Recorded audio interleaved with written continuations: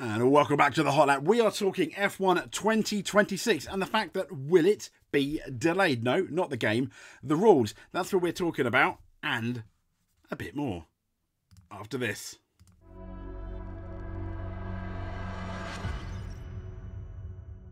So F1 2026, this is an article on motorsport.com, and it basically says the FIA has been warned that the ship has sailed for the 2026 engine regulations / any tweaks that might need to be done. Yes, the manufacturers have warned that the ship has sailed on making any changes to the power unit regulations for 2026 to essentially improve performance. Now, amid the backdrop of the FIA admitting that its draft 2026 technical regulations are going to need refining, let's say, to make the cars faster, one possibility that has emerged is, hey, let's fix those engines. Let's tweak those engines. Now, as we know, there's this push to pass that has been one of the headline changes. This split of 50-50 power, 50% hybrid, 50% engine, essentially. And one easy way to deliver more power will be to reduce the reliance on the battery part and basically deliver more engine power. But, speaking at the Canadian Grand Prix, the FIA single-seater, Nicolas Tobias, he suggested that the manufacturers could be open to modifications. He said, if there are some tweaks needed, I'm quite confident the power unit manufacturers would help and be collaborative.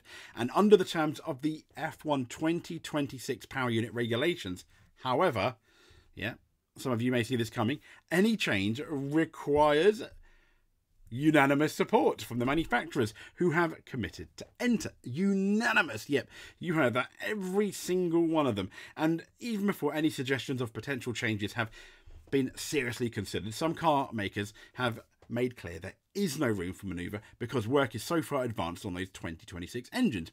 Mercedes-Benz team principal Toto Wolff said, on the power unit side, the ship has sailed.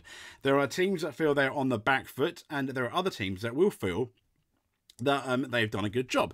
That's the normal kind of wrestling on regulations. I think on the chassis side, there are tweaks that are possible that we need to do, but on the engine side, the process is too far advanced. Now, Alpine boss Bruno Famin admitted it would be difficult to make changes now, with several manufacturers already having worked several years on these new power units. He said, we need to be careful because on the chassis side, almost nothing is done because there is no regulation, he said. But on the PU, we have 2 years of work. Now, Red Bull team principal Christian Horner, whose squad will be powered by its own engine from 2026, well, a Ford engine, but yeah, they are aligning together to make the engine, let's say. And he felt that there was still time to make meaningful changes, but was aware of the Mercedes resistance. He said there is always one that doesn't want to change, he said, but that is down to the FIA. As I say, it's never too late.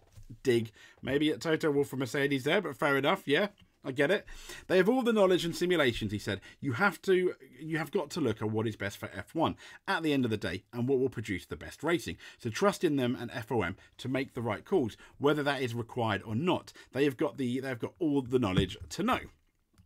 So on that front, and this publishing of the 2026 regulations, and this was ahead of the Canadian Grand Prix, was met with a fair amount of scepticism. We did a video on it, and let's just say we weren't all that happy. Now, the 2026 power unit regulations, we've known for some time. It's been controversial as well for some time for some people. But last week saw the FIA set out its 2026 targets and regulations.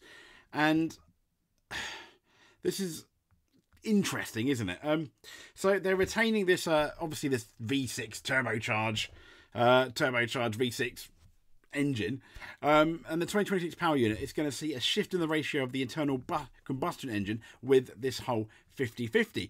But as I said, with the FIA's intentions with the new regulations suggest people's fears could become a reality, and these engines being slower, the overall car being slower than maybe even Formula 2. I think that's a bit much to guess.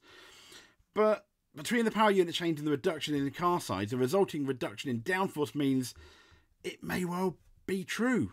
I don't think so, though. I don't think so. But to combat this, the FIA intends to introduce active aerodynamics. Removing DRS, that will be gone, for which is, the movable rear wing, will automatically open on the straights to reduce drag at every possible opportunity. So you won't have like these DRS zones. Now, active front wings are needed to maintain balance with the movement of the rear, will adjust themselves accordingly to the energy demands of the car at any given moment. It sounds really complex, and it sounds like if it goes wrong, it's going to go horrendously wrong.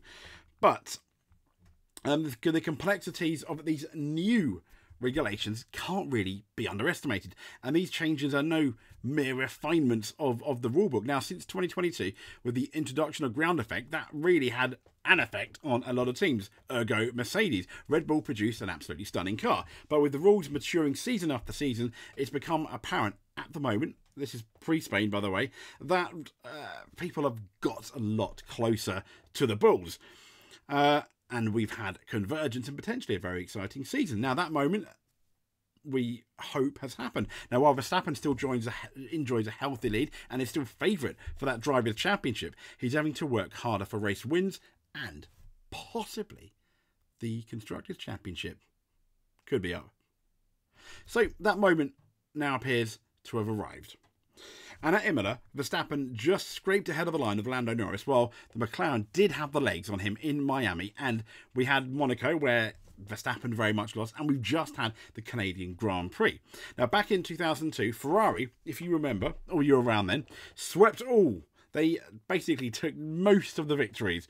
And Ron Dennis, Ron Dennis's McLaren team could not keep pace with its rival. The team was famously pushed to keep the regulations stable in order to ensure close racing, coming out against making significant rule changes. He said, if you think of it as Everest, you can't get higher than the top of the technical standpoint.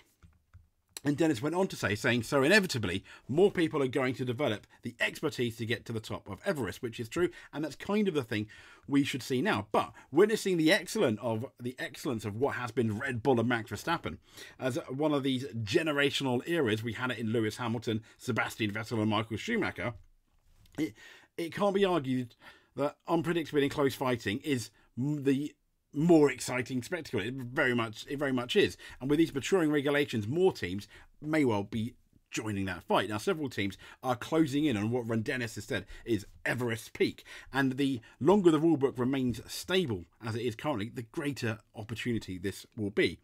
Bear in mind, though, it's no longer unusual to have the entire field separated by a second. And qualifying calendar resulted in a very close qualifying, the closest since 1997. Now, rather than introducing complex regulations that are almost certainly result, let's be fair, in one team being dominant, it happened pretty much in the Williams era. Although the Benetton, the '94 traction control potentially Benetton kept the pace, and obviously in 1995 Michael Schumacher, an incredible year.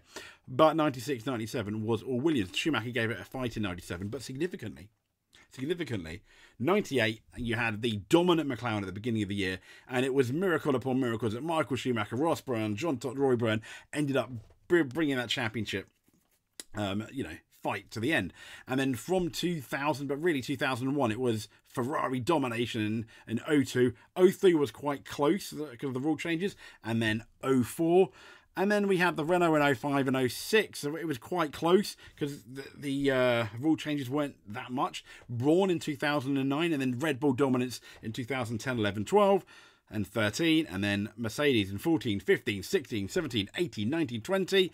21 was a close season, which was good because we had that convergence.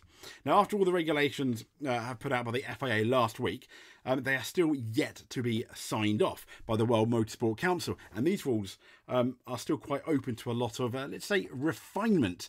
Now, going back to the point of 2021, arguably one of the best F1 season of this century, potentially, so far, that came about as a result of the regulations being pushed back a year, and Mercedes being, let's just say, the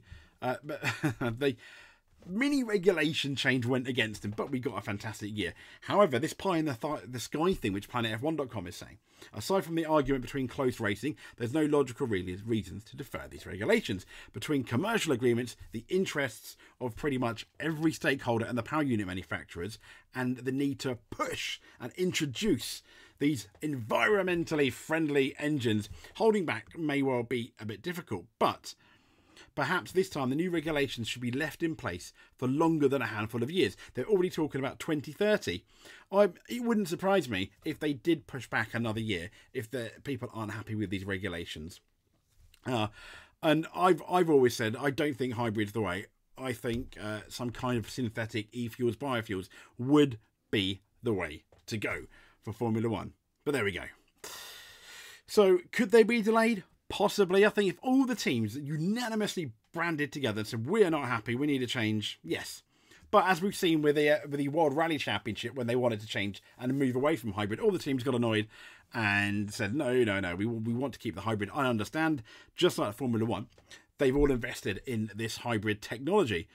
The issue being, from the fan, how road relevant is it really?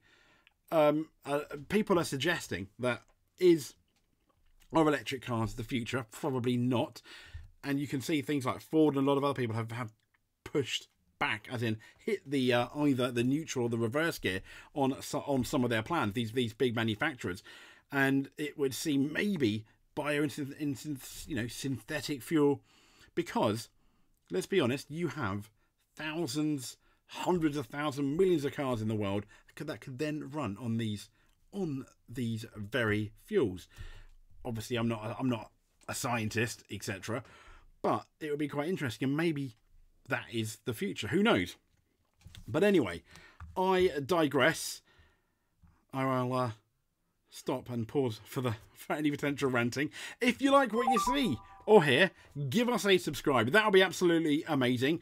It's the European Rally Championship on this weekend as well. We'll probably have a video about that after the rally, maybe. And we will speak to you soon. Thank you very much.